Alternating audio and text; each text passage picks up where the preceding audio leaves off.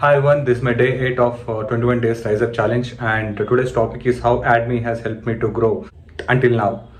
It has helped me in growing in many ways. I would like to mention the three main things. That is, first one is the knowledge about digital marketing and the entrepreneurship, which I would have not gained anywhere else. I'm very sure about it. And the second one is confidence.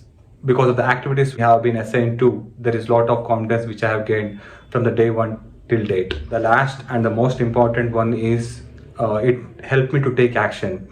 And I would like to say thank you for all the AADME team for the support they have given me, and mainly Alok sir. He's my first digital marketing teacher back in 2016. I learned from him, and I still remember the first class about the bias persona which he taught me back then in digital marketing business school. So I'm very thankful for him for all the guidance which I have been received and been receiving for all the years. And being it a Teachers Day, I wish him very happy Teachers Day. So thank you so much, guys. Have a great day.